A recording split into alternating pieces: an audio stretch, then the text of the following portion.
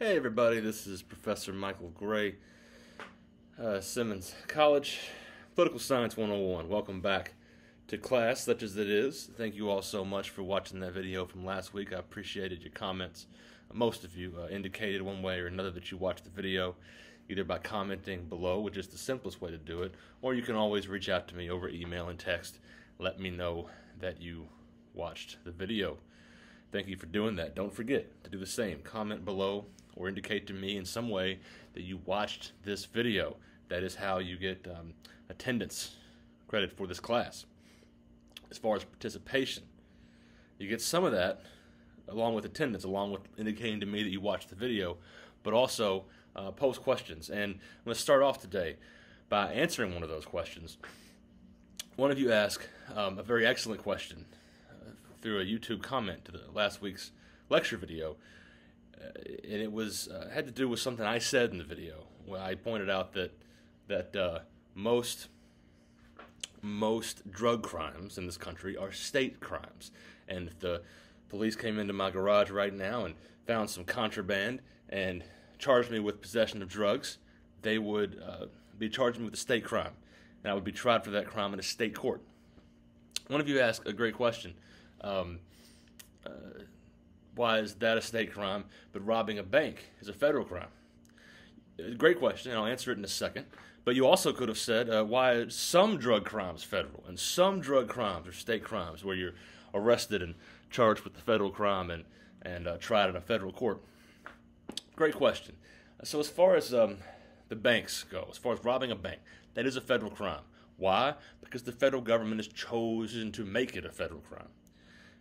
The Constitution, in the 10th Amendment, gives states the ability to govern anything that the federal government hasn't claimed the right to govern. What does that mean? It means that if the federal government hasn't made a law that touches on that topic, the state governments have that right to do that in their place, in the federal government's place.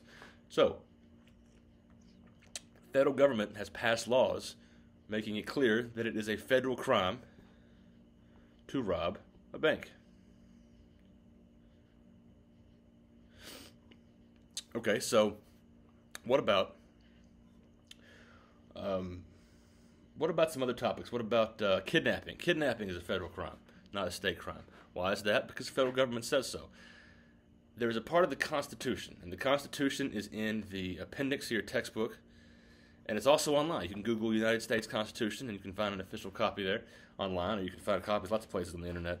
And I believe it's Article 6 of the Constitution specifically states that the Constitution is the supreme law of the land, and that the federal government, deriving its powers from the Constitution, which was in theory derived from the people, from the people who elected delegates to write and pass the original Constitution.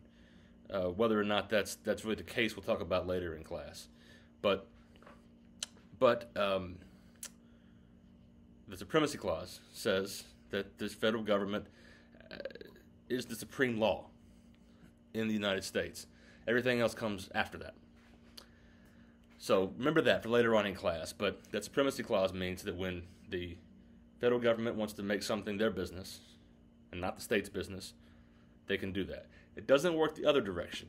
A long time ago, there was a big argument, the biggest argument in the history of this country, as to whether or not states had the ability to override federal law, and that argument led to the American Civil War. Again, we'll talk more about that later in class. But to answer your question directly, when the federal government decides that they have a compelling reason, or any reason actually, to claim some area of the law, they can do that. And that's why, and they've done that with bank robberies, with kidnapping, with some certain drug crimes, and that's why it's a federal law, because the federal government decided it was going to be one. All right. Moving on to the topic at hand. If you're following along in the supplement to the syllabus, it says that from now until September 14th, we're going to cover branches of federal government, and we're going to cover the levels of government. Today, I'm going to keep it simple and short, but very important. I'm going to talk about one of the branches of the federal government. Remember, the branches of the federal government are legislative, executive, and judicial. Today, I'm going to tell you about the legislative branch, described in Article 1 of the United States Constitution. Legislative branch is the House of Representatives and the United States Senate. It is made up of 100 senators and 435 representatives. Why are the numbers so different? That is one of the most important questions and answers that you'll hear in this class. Back in the late 1700s, those delegates that I mentioned earlier, a bunch of, white dudes who were elected by other white dudes. Remember back then, women didn't have the right to vote back then in this country. And I mean, people of African descent were still very much held in bondage in many of the states, or states in the early days of this country. So a bunch of white men went to Philadelphia, elected by their constituents from the different states, and they they created and enacted and passed the United States Constitution, the same one that we still use today, the same one that has that supremacy clause, the same one that has Article 1 about Congress. But it wasn't that simple. In fact, it was pretty complicated. There were big states and there were small states, meaning I don't just mean size, I mean population. There were northern states and there were southern states. Southern states wanted to maintain slavery. Some of the northern states did not. Slavery was not officially abolished in this country until 1865, and this is about 70-some years earlier. You'll learn I'm not good with the exact dates, but I'm really good with events. I always say that if you know a specific date for something, look it up. That's what we have smartphones for. I can tell you right now, though, that it was about 70-something years prior to the abolition of slavery. A bunch of northern states, northern delegates to the Constitutional Convention, they were not cool with slavery. They knew that it was wrong. They knew there was something inherently unethical, immoral, and not something they wanted to be going on in their country. Something immoral and unethical, and just plain wrong, about holding human beings in bondage, like property. Oh, not like property, but as property. They knew that was wrong. But southern states, for the most part, disagreed. And there was a balance of power, or imbalance of power. States like Virginia, a state that had slavery at that point, had a lot of people, a lot more people than, say, Connecticut, a state that did not have slavery anymore at that point. Well, a state, it was most of the northern states were mostly free states at that point. But, for the sake of keeping it simple here, we'll say that most of the northern states were mostly free, and southern states mostly allowed slavery. Well, all allowed slavery. Virginia, big state. Connecticut, small state. New York, also a big state with a large population. A state like, at that time, Georgia would have been a state with a lower population. So there was this argument about, well, if this state's going to have more power than this state, and we don't want that state to have more power than we have. So the small states, they said, Congress shall be made up of an equal number of representatives from each state. Maybe each state gets one vote. The big states said, no, that's not democratic. If you have more population, you should have more vote in Congress, more say, more influence in Congress, and more ability to pass laws in this legislature, this legislative representative body that's going to be passing the laws of the United States. They worked out a compromise. Congress would be made up of two chambers, a Senate and a House of Representatives. The Senate would have equal representation among the states. Each state gets 2 votes. The House, based on population. So states that have more people, they get more votes in the House of Representatives than states with fewer people. That made some of the smaller states happy, but states like Virginia, a high population slave state, they still looked at that and said, there's more big states up north, like Pennsylvania and New York, than there are down south, like Virginia. So if we still think that the free states, the non-slave states, are going to have more influence over Congress, more influence over making laws, over this legislative body that's going to be passing legislation and passing new laws. They said, we have an idea. We're going to count the slaves in the southern states as part of the population to determine how many votes each state gets in the House of Representatives.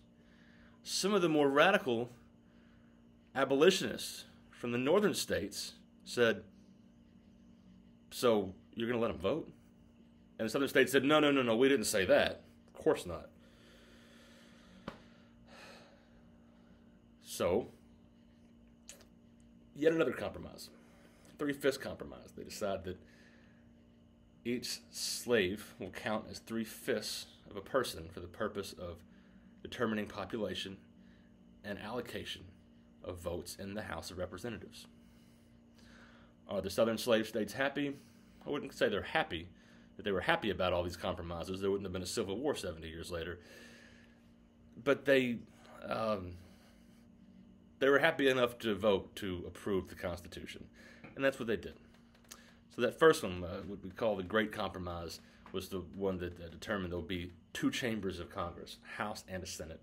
The 3/5 Compromise is how they determined population, how they gave honestly an unfair advantage to the southern slave states to have more influence in Congress. Now, that's a lot I just told you at once. You should have heard some or all of this when you were in middle school or high school, or if you've had some college courses on this, you should have heard this before, but it's kind of a recap. That's how we arrived at this Congress in this country, with a House and a Senate. 100 senators, 2 from each state, 435 representatives in the House, split up based on population. That's Congress. What does Congress do? What does the legislative branch of the federal government do? Well, like it says there in Article 1 of the Constitution, they pass statutes. Now, if you learned about this in grade school, you might have heard them say Congress passes laws. There are many types of laws, and we'll talk about some more, all of them actually, later on in this class. But for today, understand this. The Constitution is the supreme law of the land. All other laws in the United States cannot be in violation of the Constitution. That's the hierarchy. Constitution at the top. Right under that are statutes. A statute is the second most powerful type of law in the United States. A statute must be passed by both the United States Senate, the United States House of Representatives, and then sent on to the President. And the President signs his signature. I would say his or her, but as you all know, we still haven't had a female president. We'll talk about that later in class as well. They've all been men so far.